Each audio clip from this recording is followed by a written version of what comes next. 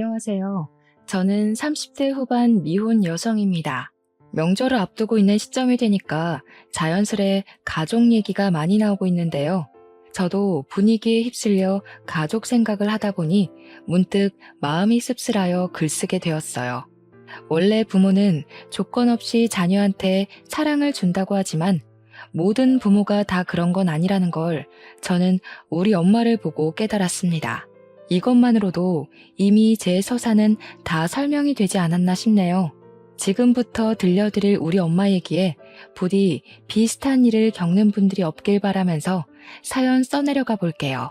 저희 엄마는 단순히 제가 딸이라는 이유만으로 저를 미워했습니다. 아들만 키우고 싶었던 욕심이 과했던 분이시거든요. 저도 처음엔 단순히 성별 때문에 자녀를 그렇게 차별할 수 있다는 걸 믿지 않았어요.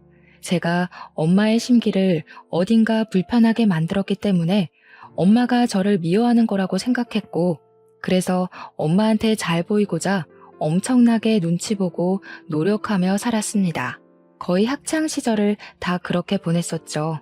엄마가 고작 성별 때문에 저를 미워하는구나 라고 확신하게 되었던 순간은 갑자기 찾아온 게 아니었어요. 저도 모르는 사이 편애가 차곡차곡 쌓이고 있었더라고요. 저는 어릴 적에 필수 교육 아니면 오빠처럼 학원을 다닌다든지 용돈을 받는다든지 엄마의 관심을 받아본 기억이 없습니다. 아무것도 몰랐을 나이에는 오빠가 그저 첫째니까 오빠 위주로 챙겨준다고만 생각했어요. 그런데 친구들한테 가끔 내가 엄마한테 맞았다고 아무렇지 않게 얘기를 하면 친구들이 놀라면서 친엄마가 맞냐고 물었어요. 그건 제가 성인이 되어서도 친구들에게 들었던 말입니다.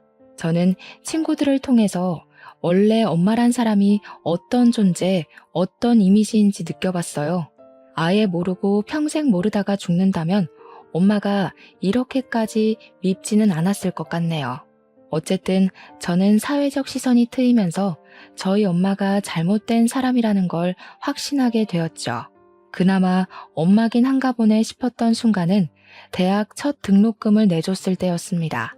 물론 그 이후엔 제가 벌어서 등록금 메꿔야 했지만 엄마가 유일하게 저를 위해서 의무적으로 하지 않아도 될 부분을 지원해 준 거였어요.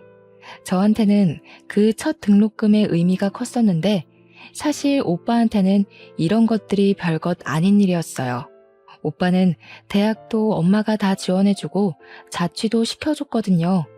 용돈도 따로 주고요. 저는 자취는 꿈도 못 꿨습니다. 집에서 통학하면서 엄마가 시키는 집안일까지 하면서 살았어요. 엄마는 오빠가 원하면 간이랑 쓸개까지도 내줄 만큼 잘해줬는데요. 그런 엄마가 처음으로 오빠의 제안을 거절했던 적이 있었어요. 오빠가 결혼한다고 올케 언니 데리고 왔을 때 분가를 얘기했었는데 그걸 엄마가 절대 안 된다고 반대를 하더라고요. 일단 이유가 올케 언니 집안이 뼈저리게 가난했기 때문이었습니다. 자기 돈으로만 장만한 집에 아들이 아닌 며느리가 같이 얹혀 사는 것이 싫다고 하셨어요.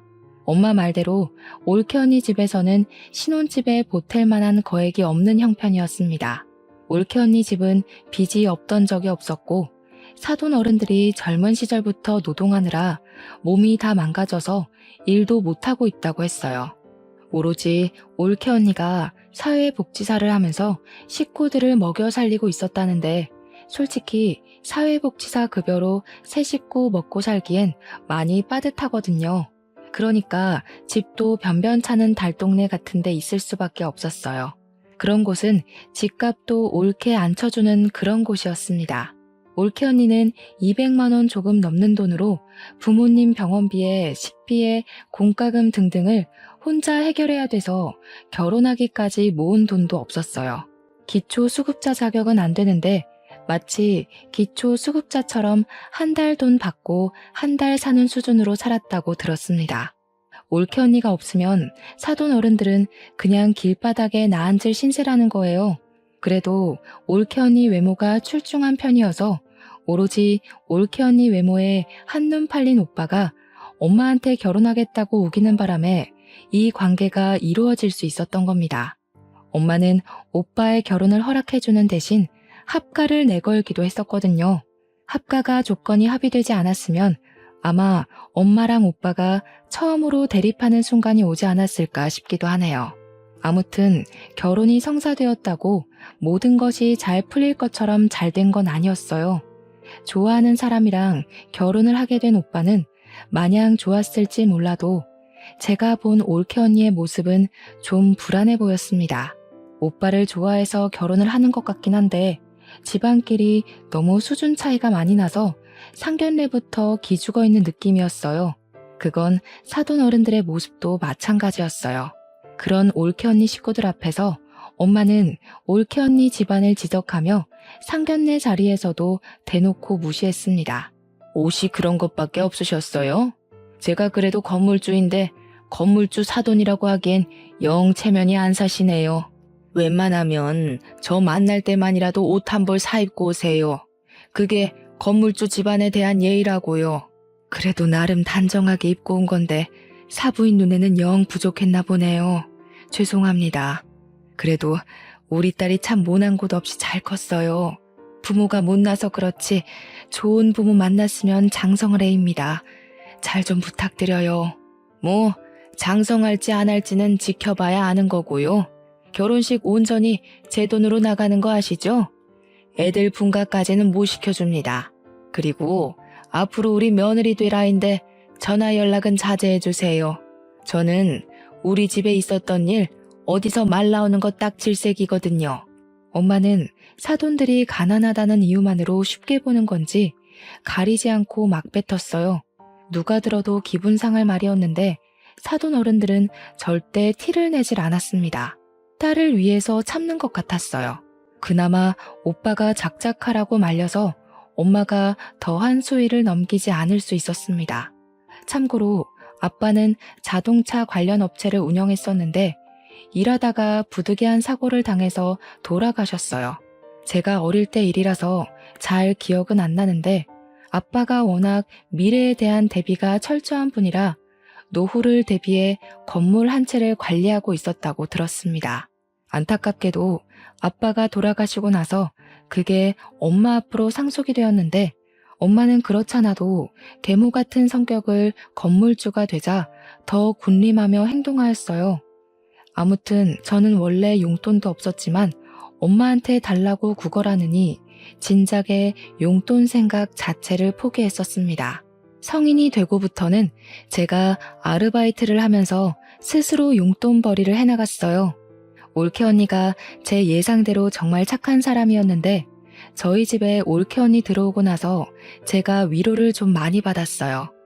혼자 엄마한테 속 터지고 있던 마음을 올케 언니와 공유할 수 있어서 힐링이 되었습니다. 올케 언니랑 있는 시간이 좋긴 한데 한편으론 올케 언니가 저한테 자꾸 뭘 주려고 해서 미안할 때가 한두 번이 아니었어요. 아기씨, 이거 내가 사놓고 안 하는 목걸이인데 아가씨 할래요? 아가씨 목이 길고 하얘서 잘 어울릴 것 같아요. 언니, 저번에도 챙겨주시더니 또요? 저야 좋긴 한데 저 진짜 살면서 가족한테 관심 받는 거 처음이에요. 저 챙겨주는 사람 언니밖에 없어요. 처음엔 저도 모르게 착한 올케 언니에게 더 관심 받고 싶어서 괜히 힘든 소리도 많이 하고 고민 상담하면서 위로도 갈구했었어요. 그때마다 올케 언니는 제 마음을 귀신같이 알아채고는 친언니처럼 진심으로 저를 보듬어 주었습니다. 올케 언니 덕분에 원래 가족이란 건 이런 거구나 생각했어요. 그래서 올케 언니에 대해 마음이 많이 열렸고 저도 엄마 몰래 올케 언니를 많이 도와주었습니다. 혼자 집안이라는 서름을 누구보다 제가 잘 알고 있기 때문에 저는 올케 언니에게 그런 감정을 느끼게 해주고 싶지 않았어요. 올케 언니가 엄마한테 이리 치이고 저리 치이는 걸 많이 봤거든요. 엄마는 그냥 여자를 싫어하는 건지 저한테만 괄시를 했던 게 아니라 올케 언니도 그저 여자에 가난까지 더해서 심하게 미워하더라고요. 아유, 너는 가난한 냄새를 아주 달고 다니는구나. 어디 가서 내 며느리란 소리 하지 마라. 급이 안 맞아서야 원. 엄마는 저한테 그랬던 것처럼 올케 언니에게 막말을 서슴지 않되 다행히도 손찌검은 안 했고 이래라 저래라 명령질만 장난이 아니었습니다. 올케 언니가 사소하게 실수하는 것도 전부 트집 잡는 걸로 모자라 올케 언니의 살림 방식을 굉장히 싫어했어요. 야, 너 화장실 식초로 씻었니? 꾸진 년이 꾸진 짓만 하고 있네. 이 집에 비싼 물건들이 얼마나 있는데 냄새 배게 하려고 작정했어? 당장 환기시켜. 이런 식으로 올케 언니가 욕을 먹을 때면 제가 그거 달래준다고 늦은 새벽에 제 방으로 올케 언니를 몰래 불러서 맥주 한잔하며 엄마 뒷담 많이 깠습니다. 저도 저지만 올케 언니도 제가 아니었으면 이 집에서 못 버텼을 거라고 고마워해줬어요. 그렇게 저희 둘은 갈수록 사이가 많이 돈독해졌는데 얼마 안 가 대학을 졸업한 저는 집이랑 좀 먼 곳에 취업이 되어 독립을 하게 되었어요. 그간 제가 아르바이트 하면서 안 쓰고 모은 돈이 있어서 보증금 마련은 충분했습니다. 드디어 엄마한테서 해방될 수 있었다는 생각에 무척 신이 났었지만 한편으로는 혼자 남게 될 올케 언니가 걱정이 되어서 썩 좋지도 않았어요. 하지만 제가 올케 언니를 데려올 수 없는 상황이잖아요. 만약 올케 언니가 정말로 제 친언니였다면 저는 망설임 없이 올케 언니를 데리고 나왔을 겁니다. 어쩔 수 없지만 올케 언니와 헤어져야 했던 저는 연락을 자주 하기로 하고 아쉬운 작별을 했어요. 실제로 올케 언니랑 몇 달 꾸준히 연락을 하면서 가족보다 더 가족처럼 안부를 묻고 살았습니다. 그러던 어느 날 올케 언니한테서 자정이 다 되어 연락 온 건 그날이 처음이었는데요. 언니가 우리 집에서 하룻밤 신세 질 수 있겠냐고 묻더라고요. 너무 놀라서 이 늦은 시간에 오겠다는 거냐고 되물었으나 제가 잘못 들은 건 아니었더라고요. 그런 부탁을 하는 올케 언니 목소리가 많이 안 좋아 보여서 저는 택시로 마중을 나갔습니다. 오랜만에 본 올케 언니는 얼굴이 말이 아니게 헬쑥했고 뺨이라도 맞았는지 한쪽 볼이 부어 있었어요. 이거 왜 이래요? 설마 엄마가 이랬어요? 엄마가 이제 언니 때리기까지 하는 거예요? 그냥 좀 실수로 그릇을 깼는데 이렇게 됐어요. 제가 잘못한 건데요, 뭘. 근데 좀 속상해서 아가씨가 너무 보고 싶더라고요. 늦은 시간인데도 연락 받아줘서 고마워요. 올케 언니는 거짓말을 잘 못하는 사람입니다. 그래서 저는 올케 언니 잘못으로 뺨을 맞았다는 게 거짓말이라는 걸 눈치챘어요. 집에 가서 올케 언니랑 제대로 대화를 해보았는데 역시나 올케 언니 실수 때문에 맞은 게 아니었더라고요. 오빠가 올케 언니한테 반찬 투정을 했는지 실수로 접시를 밀어서 그릇을 깨트렸는데 엄마가 그 소리를 듣고 방에서 뒤늦게 나와 확인하고는 냅다 올케 언니 귀싸대기를 날렸다는 겁니다. 한 대가 아니었다는 것은 더 충격이었어요. 그런데 여기서 더 황당하고 짜증났던 건 올케 언니가 엄마한테 맞고 있는 그 상황에서 오빠는 올케 언니를 향해 혀만 끌끌 차고 있었다고 하지 뭡니까. 언니한테까지 그럴 줄은 몰랐는데 진짜 그 사람들 정신이 나가도 단단히 나갔네요. 이거 가정폭력이잖아요. 언니가 신고하겠다고 하면 제가 무조건 도울게요. 우리 신고합시다. 괜찮아요. 그냥 오늘 밤만 좀 재워줘요. 내일 아침 일찍 들어가 봐야 돼서 먼저 좀 잘게요. 올케 언니는 우리 집에서 더 큰 보복이 돌아올까봐 두려워하는 얼굴이었습니다. 올케 언니가 한 번은 오빠한테 이혼 얘기도 했었다는데 오빠가 그걸 엄마한테 고자질하는 바람에 엄마가 또 올케 언니를 잡아먹으려 했다네요. 우리 엄마 성격에 자기 아들 커리어에 이혼 이력이 남는 게 싫어서 이혼을 절대 거절했을 거란 말이죠. 아마 그때도 올케 언니가 엄마한테 맞지 않았을까 싶은 생각이 들었어요. 이왕 우리 집에 온 거 올케 언니가 오늘만큼은 마음 편히 잠을 자고 갈 수 있도록 방안을 최대한 따뜻하게 만들어 주었습니다. 다음 날은 뭐 그리 빨리 오는 건지 올케 언니를 웬만하면 보내기 싫었는데 어쩔 수 없이 배웅을 하면서 혹시라도 무슨 일이 있으면 언제든지 찾아오라고 우리 집 비밀번호도 알려줬어요. 올케 언니는 정말 고맙다고 하고 그렇게 지옥 구덩이로 돌아갔습니다. 그리고 저는 올케 언니를 그렇게 보낸 걸 여전히 뼈저리게 후회하고 있어요. 제가 다음으로 들은 올케 언니 소식은 유감스럽게도 사망 소식이었거든요. 일하다가 연락을 받았던 저는 상부의 얘기에 이를 빼고서 장례식으로 헐레벌떡 달려갔습니다. 올케 언니 영정사진과 그 앞에서 울고 있는 올케 언니 부모님을 보았어요. 그리고 그 와중에 소름 끼쳤던 건 눈물 한 방울 안 흘리는 오빠보다 시시덕거리며 조문객들이랑 떠들고 놀고 있는 엄마 모습이었습니다. 아우, 여기 음식업체 어디니? 떡이 굳었네 굳었어. 전화해서 좀 따져라. 돈을 얼마나 줬는데 서비스가 이 모양 이 꼴이야? 그때는 엄마가 다른 날보다 더 사람 같지 않아 보였어요. 엄마의 망언이 빈소 전체로 퍼지고 있는데도 가난한 집안이었던 사돈 어른들은 이 장례식을 차려준 엄마를 차마 뒤집어 엎질 못하고 있었습니다. 사돈 어른들이 더 분에 받쳐서 올케 언니를 향해 울고 있는 걸 제가 더 못 참겠더라고요. 그래서 저는 그간 어릴 때부터 받아온 차별과 멸시와 편애에 대한 서름을 담아서 엄마한테 달려갔어요.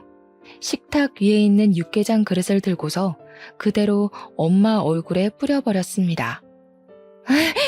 이년이 돌았나? 이게 뭐야? 뭐하는 짓이야 이 정신 나간 년아. 진짜 정신 나간 게 뭔지 보여줘? 사람이 이만큼 정신 나가도록 한 게 누군데 이제 하다못해 사람까지 죽였어.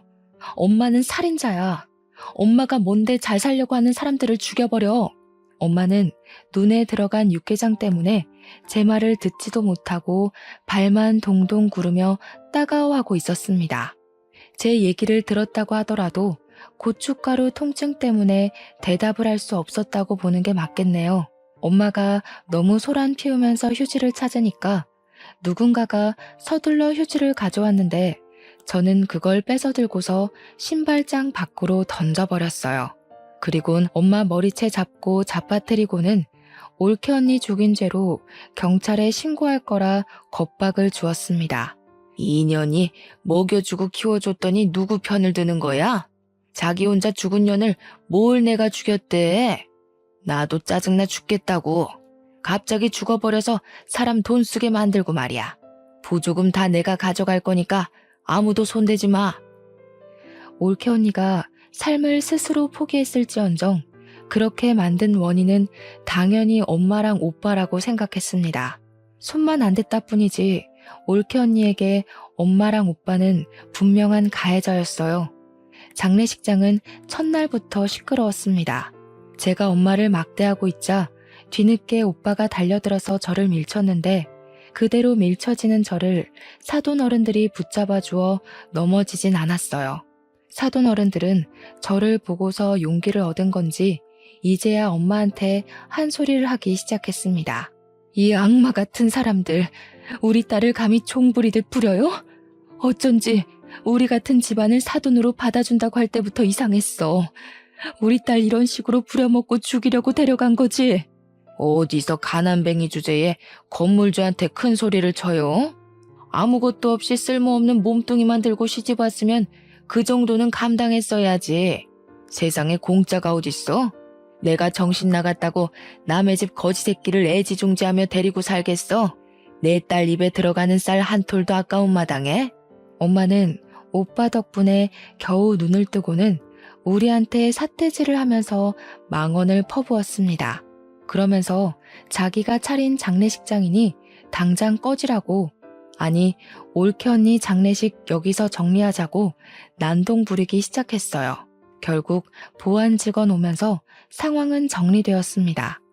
보안 직원 지키고 있는 가운데 올케 언니 장례식은 3일을 겨우 보낼 수 있었어요. 엄마랑 오빠 때문에 올케 언니 앞에서 마음 터놓고 울어보지도 못하고 완전 냉전 상태로 장례식을 마무리했습니다. 저는 이대로 올케 언니를 억울하게 보낼 수 없었어요. 끝까지 잘잘못 모르는 악마 같은 제 가족을 벌 주고 싶었습니다. 저도 그만한 도전을 해볼 수 있는 직장인이었으니까요. 가장 먼저 찾아간 곳은 바로 우리 집이었어요. 언니의 물건이 다 그 집에 있으니까 들어가기 끔찍한 그곳을 제 발로 찾아갔습니다.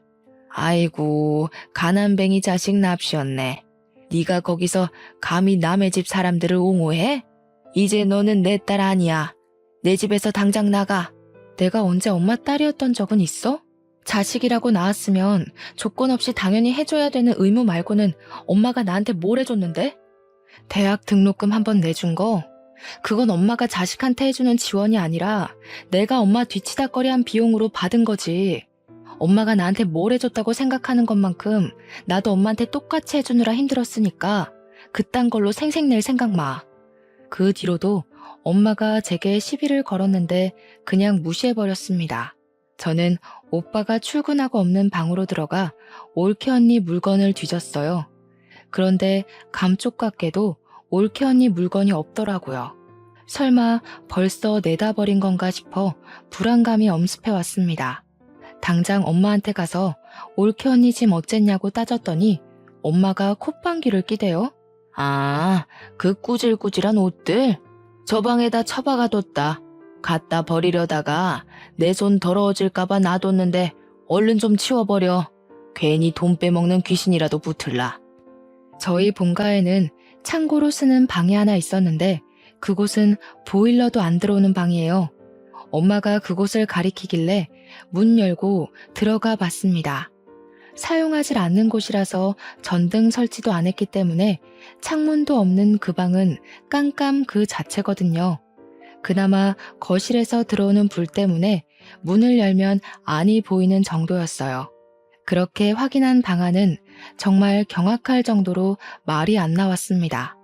올케 언니가 저 없는 동안 내내 여기서 지냈는지 베개랑 이불 곱게 개어져 있었고 언니 옷 몇 개랑 신발까지 전부 이 안에 있더라고요.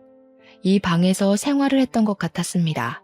그걸 보자 미친 듯이 부하가 치밀어 오르면서 눈물이 났지만 참았어요. 당장의 감정 때문에 엄마랑 오빠를 더 크게 벌할 수 있는 기회를 놓칠 순 없었습니다. 저는 꽤 큰 가방을 들고 왔으나 챙길 것 몇 없는 언니의 물건을 전부 가방에 담고 집을 나왔어요. 나올 때도 엄마가 근처 얼씬도 하지 말라는 욕을 하길래 대문을 한번 발로 차주고 돌아섰습니다. 그러고는 그 짐을 사돈 어른 댁에 전달해 주었어요. 사돈 어른들은 언니의 조촐한 유품들을 보면서 또 한 번 눈물을 흘렸습니다. 정말 고마워요. 우리 딸한테 사돈 아가씨처럼 좋은 동생이 있었다면 이렇게 외롭게 가진 않았을 텐데 우리 딸에게 좋은 가족이 되어주어서 정말 고맙습니다. 안사돈 어른은 난임이라서 올케 언니도 힘들게 얻은 자식이라고 했습니다. 힘들게 얻은 자식을 지켜주지도 못하고 그렇게 황망하게 보냈으니 저는 상황을 이렇게까지 만든 엄마가 더더욱 악마로 느껴졌어요. 저는 꼭 올케 언니의 억울함 풀어주겠다고 근거 없는 약속을 했고 사돈 어른들을 위로해 주었습니다. 원래는 바로 집에 가려고 했는데 사돈 어른들이 보채서 저녁까지 먹고 갔어요. 저를 세심하게 챙겨주는 사돈 어른들 관심을 받으면서 올케 언니 생각이 많이 났습니다. 사돈 어른들과 올케 언니의 마음이 비슷하게 닮아 있는 것 같았거든요. 맛있게 식사를 마친 저는 설거지를 대신 해드리려고 했어요. 그런데 갑자기 방에서 나온 바깥 사돈 어른이 제게 하얀 봉투를 내미는 바람에 다시 자리에 앉게 되었습니다. 장례식 때 도와줘서 고마워요. 아가씨 없었다면 우리 딸 3일장도 못 치렀을 거예요. 이건 고맙다고 주는 사례비예요. 네? 아니에요. 저 이런 거 받으려고 그랬던 거 아니에요. 올케 언니는 저한테도 가족 이상으로 좋아했던 사람이었어요. 저도 화가 나서 그랬던 거지 절대 뭘 바라고 그런 거 아니니까 이러지 마세요. 먼저 떠난 우리 딸이 종종 전화와서는 아가씨 얘기를 했었어요. 친동생 있는 집안 안 부럽다고 그렇게 좋아했었는데 그게 내가 내내 고마워서 그래요. 너무 거절하는 것도 그분들께 예의가 아닌 것 같아서 저는 결국 그 봉투를 받아야만 했습니다. 그리곤 그 돈을 고이 모셔뒀다가 다음에 사돈댁 집들이 선물이나 사가야겠다고 생각하면서 나왔어요. 집으로 돌아가는 동안 택시 안에서 올케 언니 생각이 너무 많이 나서 저도 울음이 터져버렸습니다. 그렇게 택시에서 기력을 다 빼고 집 건물로 들어갔는데 그때 제 눈에 우편함이 들어왔어요. 생각 없이 우편물을 뽑았더니 거기에 올케 언니 이름으로 된 봉투 하나가 있더라고요. 저는 얼른 집에 돌아가서 그 우편물을 뜯어보았습니다. 거기엔 웬 USB 하나랑 언니 휴대폰, 병원 진단서, 그리고 언니 유서로 보이는 편지가 있었어요. 내용에는 제게 고맙다는 내용과 엄마랑 오빠가 언니를 어떻게 괴롭혔는지 폭행 장면, 폭언 녹음도 있었습니다. 그리고 중간에 언니가 가출한 것으로 예상되는 녹취도 담겨 있었어요. 가출을 했으면 쭉 도망칠 것이지 왜 며칠만 나갔다 온 것일까? 그게 좀 궁금했는데 그 내용은 따로 설명이 없었습니다.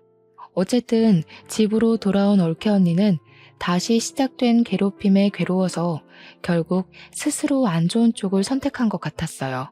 그 사실은 언니가 남긴 이 우편물들로만 봐도 정황이 확실한 부분이었습니다. 그리고 유서에는 좀 충격적인 사실이 적혀 있었는데요. 그 안에는 보육원 주소가 적혀 있었고 그게 올케 언니 아기라는 내용이 담겨 있었어요. 오빠의 자식이 맞지만 올케 언니가 일부러 가족들에게 임신 사실을 알리지 않았다고 합니다.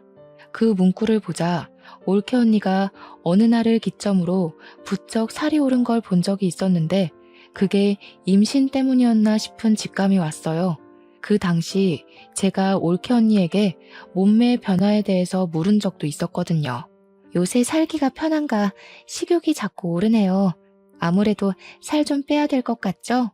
아가씨는 어떻게 그리 날씬하고 예뻐요? 그땐 올케 언니가 제가 묻는 말에 능청스럽게 대답하고 주제를 돌리길래 전혀 눈치를 못 챘습니다. 근데 그게 임신 때문이었다니 그렇다면 녹화 장면에서 가출을 한 걸로 보이는 그건 출산을 해야 했기 때문이었나 하는 생각이 들었어요. 엄마랑 오빠는 원래 언니한테 관심이 없었으니 언니가 저한테 그랬던 것처럼 능청스럽게 변명을 했다면 그들은 그냥 곧이곧대로 언니가 살이 쪘구나 그렇게 믿었을 겁니다. 그러니 올케 언니 임신 사실은 당연히 몰랐겠죠.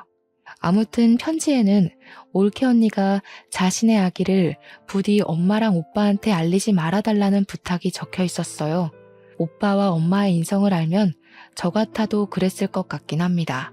그리고 올케 언니가 써놓은 문구 중에는 아들이 아닌 딸을 임신해서 두려웠다는 말도 적혀 있었는데요.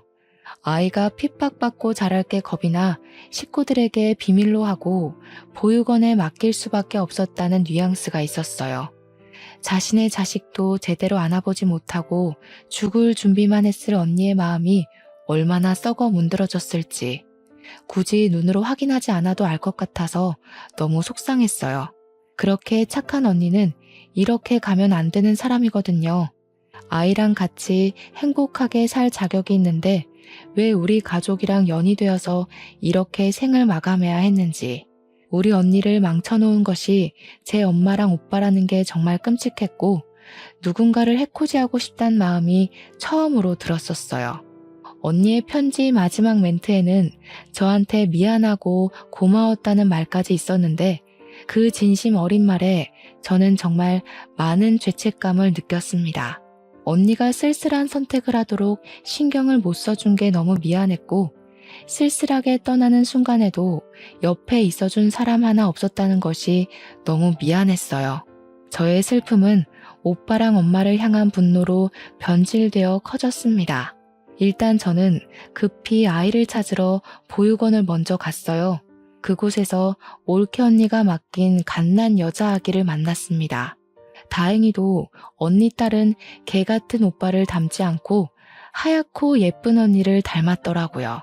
이 예쁜 아이를 떼어놓아야만 할 때의 언니 심정은 이루 말할 수 없을 만큼 괴로웠겠죠. 저는 아이 소식을 사돈 어른들께 알린 후 데려갔습니다. 다행히 출생신고는 되어 있었는데 조금 늦게 안 사실이지만 당황스럽게도 아이 이름이 제 이름과 같더라고요. 언니가 저를 그만큼 생각해줬다는 것 때문에 제가 얼마나 더 울었는지 모릅니다. 눈물이 나면 날수록 차오르는 분노 때문에 저는 당장 사돈 어른들에게 변호사를 알아봐 주었어요. 사돈 어른들이 올케 언니를 위한 소송을 할 수 있도록 변호사랑 같이 준비를 했습니다. 올케 언니는 아이가 있다는 사실을 밝히지 말아달라고 했지만 양육비를 뽑아내기 위해선 어쩔 수 없었고 양육비 청구 소송까지도 빠짐없이 받아낼 생각이었어요. 우리 예쁜 조카는 사돈 어른이 엄마 몰래 키워주기로 했습니다. 구청에 가서 사돈들이 지원을 받을 수 있는 혜택도 알아봐 줬어요. 그리고 제게 가장 중요한 소송, 그걸 자랑하려고 직접 소송장을 가지고 본가에 직접 찾아갔습니다. 근데 어처구니 없게도 집 앞에 웬 다른 아가씨가 하나 있더라고요. 엄마랑 문 앞에서 대화를 하는 것 같았는데 저도 모르게 계단 쪽으로 숨어서 그 상황을 엿들었습니다. 혹시 몰라서 몰래 휴대폰 렌즈만 들이밀어 영상도 촬영했죠. 어쩜 이리도 착할까. 우리 아들이랑 너무 잘 어울리는 한 쌍이다. 이제 뭐 필요한 거 있으면 이 시애미한테 얼마든지 말해. 그리고 앞으로는 무겁게 한우 같은 거 사들고 오지 마. 귀한 우리 며느리 손 상할까봐 내 마음이 조마조마하다. 아주 기가 막히지 않습니까? 엄마는 올케 언니 떠난 지 얼마나 됐다고 그새 다른 아가씨를 구해서 오빠 재혼을 준비하고 있었어요. 저는 바로 소송장을 감추고 그 아가씨랑 엄마가 대화를 끝내고 엘리베이터 쪽으로 나올 때까지 숨어서 기다렸습니다. 한 20분 대화가 이어졌을까 둘이서 사이좋게 인사를 나누고 현관문이 닫혔어요. 아가씨가 엘리베이터 쪽으로 오길래 저도 그제야 제 모습을 드러냈습니다. 제가 먼저 아는 체를 했더니 아가씨가 당황하면서 저더러 누구냐고 묻더라고요. 1001호 집안의 딸이에요. 보아하니 저희 오빠랑 결혼 준비하시는 것 같은데 저희 엄마가 엄청나게 꼬리치고 있는 거 보니까 좀 잘 사시는 분인가 봐요. 네? 어머님이 외동아들 하나 있다고 그랬는데요. 누구신데 뜬금없이 나타나서 그런 말 하세요. 알지도 못하는 사람을 왜 상대해줘야 하는지 모르겠네요. 비켜주세요. 긴 말 안 할게요. 저희 오빠랑 결혼하지 마세요. 만난 지 얼마 안 되셨을 거 아니에요. 저희 올케 언니가 죽은 지 얼마 안 됐으니까. 저희 올케 언니는 돈 없다고 갈굼당해서 죽었거든요. 그쪽은 돈이 있는 것 같은데 이제 엄마가 그쪽 돈 빨아먹으려고 갈굼하겠네요. 제 말이 안 믿기시면 가족관계 증명서 가져오고요. 아가씨는 제 말에 당황해서 일단 답변을 못했습니다. 그러다 결국 제가 손에 들고 있던 소송장을 보여줬더니 어느 정도 우리 집안에 문제가 있다는 걸 느낀 것 같았어요. 이 아가씨는 오빠보다 나이 많은 노처녀더라고요. 제 얘기를 믿고 자신과 우리 집안 돌아가는 상황을 설명해 주었는데요. 이 아가씨 엄마랑 우리 엄마는 동창 사이였고 여자 쪽에서 결혼이 더 급한 건지 만난 지 2개월 만에 결혼 약속을 했다고 하더라고요. 만난 지 2개월이면 올케 언니가 죽기 전이란 말이죠. 오빠가 바람까지 피웠다는 뜻입니다. 어쨌든 죽은 올케 언니가 오빠와 혼인신고를 안 했기 때문에 그 아가씨는 오빠가 결혼을 했었던 유부남이란 사실도 모르고 있었어요. 저는 더더욱 그분에게 이 결혼 절대 하지 말라고 신신당부를 했습니다. 그러자 아가씨가 당황하더니 사실 이번 주 주말에 상견례 날짜가 잡혀 있다고 하더라고요. 엄마는 저를 아예 가족에서 배제하기로 작정했나 봐요. 딸이 있다는 사실도 안 알리고 오빠가 상견례 한다는 사실도 알리지 않은 것 보면 말이죠. 뭐 이런 정황만 봐도 유부남인 게 들킬까봐 그런 게 뻔하네요. 오히려 잘 됐다고 생각했어요. 저는 아가씨에게 그 상견례 장소랑 시간만 알아내서 깽판 치러 찾아가기로 계획을 바꿨습니다. 그렇게 예고 없이 들이닥친 상견례 자리에서 엄마랑 오빠는 제 얼굴을 보자마자 하얗게 질려버렸어요. 아가씨는 이미 자기 가족들에게 제가 깽판 치러 올 걸 알렸는지 엄마랑 오빠만큼은 놀라지 않더라고요. 저는 가져온 소송장을 아가씨 식구들에게 전부 보여주었습니다. 그리곤 당신 딸이 만약 이 결혼을 한다면 죽은 올케 언니 꼴 날 거라고 낱낱이 알려주었어요. 그리곤 오빠가 혼인신고는 안 했을지언정 사실 결혼을 한 유부남이라는 사실도 밝혀주었습니다. 심지어 올케 언니가 시모의 갖은 핍박과 폭언에 더 이상 살고 싶지 않아 스스로 목숨을 끊겠다는 내용의 비디오 영상까지 보여주었죠. 그곳에는 엄마가 올케 언니를 함부로 대하는 장면이 노골적으로 담겨 있었어요. 근데 여기서 돌아가는 상황을 알고 보니 아가씨 집에서 이미 엄마한테 명품백을 몇 개 해줬나 보더라고요. 게다가 엄마가 건물주 신분을 내세우면서 예단비로 1억까지 요구한 상태였고요. 새 사돈 되시는 분은 저렴하기 짝이 없는 엄마의 행실에 결국 화를 참지 못하고 자리에서 일어났습니다. 그리곤 식탁 위에 있는 따뜻한 차를 엄마 얼굴에 뿌려버리는 거 아니겠습니까? 우리 딸이 어제 그런 말 할 때는 그래도 동창이니까 네 말을 믿었어. 근데 이런 시궁창 과거를 속이고 감히 우리한테 돈까지 바래? 우리 딸은 또 뭐라고 괴롭히면서 죽일 작정이었니? 네 아들보다 나이 많다고 종살이 시킬 생각이었어? 화딱지 나서 못 참겠네. 너 내가 고소할 테니까 두고 봐. 알고 보니 오빠 재혼에 필요한 예식장과 신혼집에 들어갈 가전제품, 신혼집까지 전부 다 아가씨 집안에서 돈을 다 대준 거더라고요. 마치 올케 언니가 우리 집 올 때 우리 집에서 신혼살림 다 대준 것처럼 말이죠. 뭐 올케 언니는 분가를 한 게 아니니까 사실상 그렇게 뭘 많이 해줬다고도 못해요. 지금이야말로 뱉어낼 게 많아진 엄마가 큰일 난 셈이었습니다. 화가 난 아가씨 엄마는 자기가 들인 돈 다 뱉어내라고 소리를 빽 질렀고 당장 사기죄로 신고할 거라며 변호사를 찾으러 자리를 박차고 나갔습니다. 엄마가 나가는 친구를 잡으려고 급하게 따라붙었지만 자기 친구한테 귀싸대기만 맞았을 뿐이었어요. 아가씨 엄마가 돈이 더 많으니까 엄마가 정말 꼼짝도 못하더라고요. 엄마는 그 성질 못 참고 화살을 제게로 돌렸는데요. 엄마가 제 머리채를 잡는 순간 마침 경찰이 들이닥쳤어요. 사실 제가 경찰에 미리 신고를 하고 이곳을 찾아왔거든요. 잘 됐다고 아가씨 엄마도 나가다가 경찰을 마주친 건지 다시 돌아와서는 당장 이것들 다 잡아가라면서 사기꾼들이라고 삿대질을 했어요. 엄마랑 오빠는 찍소리도 못하고 그대로 연행이 되었습니다. 아가씨 엄마는 결혼 준비를 위해 낭비한 금액인 1억을 손해배상 청구했어요. 엄마랑 오빠는 징역까진 안 받고 거액의 위자료를 덤터기 맞는 걸로 판결이 내려졌습니다. 이미 그것만으로 건물이든 집이든 하나는 내놓아야 되는 상황이라서 엄마가 굉장히 화났을 겁니다. 그래서 그런가 우리 집을 찾아와서 대문을 발로 차고 난리더라고요. 문 열기는 싫고 인터폰 켜고서 꺼지라고 한마디 해줬더니 엄마가 초인종에 대고 쌍욕을 하는 거 아니겠어요? 내가 너를 낳는 게 아니었는데 진짜 너는 집안의 수치다. 어떻게 한 번도 엄마 인생에 쓸모가 있던 적이 없냐? 2년 때문에 지금 얼마를 손해봤는지 알아? 거지 같은 사돈댁 챙기면서 멋대로 살 거면 영영 나타나질 말던가. 왜 우리 앞길을 망쳐? 고작 이런 걸로 망했다고 횡포 부리면 안 되지. 사돈어른이 양육비 청구도 했어. 이번만 돈 나가는 게 아니라 지금부터 한 20년은 보내줘야 할 거야. 엄마가 건물주라서 양육비 액수도 크게 잡히더라. 어? 뭔 개소리야. 양육비가 뭔지 모르니?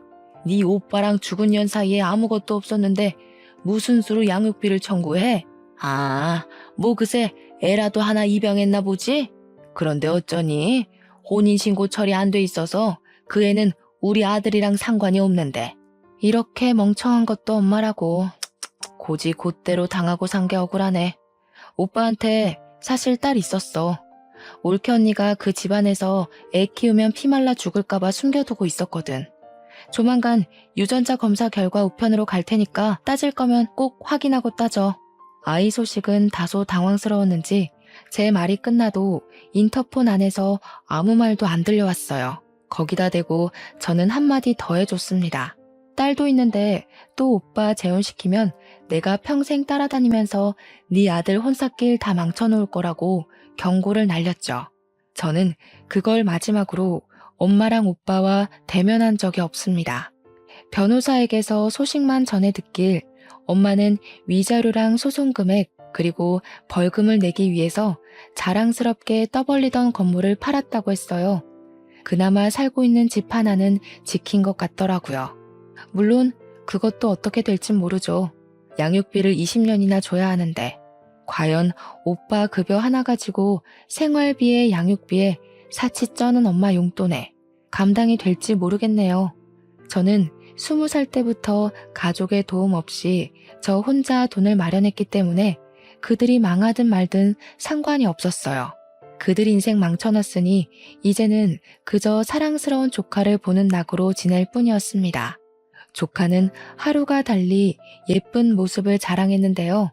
올케 언니랑 전체적인 느낌이 닮았으나 가장 닮은 게 웃는 얼굴이더라고요. 조카가 웃을 때마다 언니 생각이 나서 한 번씩 마음이 저려요. 그래도 떠난 언니가 이제는 마음 편히 발 뻗고 잘 수 있게 제가 조카를 평생 책임지고 보살펴 줄 생각입니다. 예쁜 것만 보여주고 싶고 걸을 수 있는 나이가 된다면 그때부터 언니가 있는 곳에 함께 데려갈 생각이에요. 조카가 엄마의 얼굴은 알면서 자랐으면 좋겠거든요. 혹시나 아빠를 물어본다면 저는 숨김없이 말해줄 생각입니다. 물론 그건 조카가 그 정도의 아픔을 감당할 나이가 되면 말이죠. 이제 그만 그들 신경 안 쓰고 잘 살 수 있겠지 하고 마음 놓던 시기에 뜬금없이 오빠한테 연락이 온 적이 있었어요. 철천지 원수 같은 오빠는 어이없게도 딸 얼굴 한번 보고 싶다며 연락을 했더라고요. 그 말을 듣는데 더 들을 것도 없이 화가 나서 저는 오빠한테 바로 미쳤냐고 절대 싫다고 거절했습니다. 오빠가 아빠 자격이 있다고 생각해? 언니가 오죽 겁이 났으면 임신한 사실도 숨겼겠어. 출산도 몰래 집 나가서 혼자 해결하고 몸 회복도 안 됐는데 집에 돌아와서 또 괴롭힘 당했어. 언니가 그렇게 괴로울 동안 오빠는 뭐 했는데? 오빠는 엄마랑 뭐 다를 거라 생각해? 오빠는 그냥 조카 양육비만 다달이 보내면 돼. 그게 내가 오빠한테 봐줄 수 있는 유일한 아빠 노릇이야. 오빠는 제 경고에 아무런 말도 하지 못했습니다. 그제야 자기도 잘못한 걸 뼈저리게 느낀 건지 다행히도 성실하게 양육비를 보내주곤 있어요. 만약 안 보낸다면 제가 또 가만히 있지 않을 겁니다. 엄마는 여전히 반성도 없어요. 오빠가 가끔 문자로 엄마 감당하기 힘들다고 연락이 오는데 엄마가 정신 나가서 그런가 이젠 아들한테도 성질을 부리나 봅니다. 저러다가 그나마 있는 아들 하나한테도 버림받아봐야 정신을 차리는지 모르겠네요. 제가 조금 더 빨리 철이 들고 사회에 대해 잘 알았더라면 올케 언니를 우리 오빠랑 결혼시키지 않았을 텐데 이건 아마 제 평생의 후회로 남을 것 같습니다. 그 사실 때문에 사돈댁에 더 자주 찾아가긴 해요. 마치 본가를 찾아가듯 마음 편한 걸음으로 주말에 한 번씩은 갑니다. 조카가 좋아하는 인형이랑 용품들 챙겨가고 사돈어른들 옷도 몇 벌씩 선물해주고 있어요. 제 급여가 떵떵거릴 만큼 많은 건 아니지만 용돈을 딱히 쓸 데도 없고 또 사돈댁이 제게는 본가 같은 기분이 들어서 그렇게 하고 싶더라고요. 사돈 어른들도 제게 더는 존댓말을 하지 않아요. 정말 딸처럼 이름을 불러주면서 제 생일까지 기록해놓고 챙겨주신답니다. 이런 게 남들 다 누리고 있는 가족 사이라면 저는 아마 사돈댁과 계속 이런 연을 이어갈 것 같아요. 비로소 소중한 사람들과 화목하게 사는 것이 무엇인지 느끼고 있는 요즘입니다. 글이 길었죠. 변변찮은 내용이었을지 모르겠지만 긴 글 들어주셔서 너무 감사합니다. 날이 많이 따뜻해졌는데 우리 모두 가족들과 나들이 다니면서 소중한 추억 많이 만듭시다.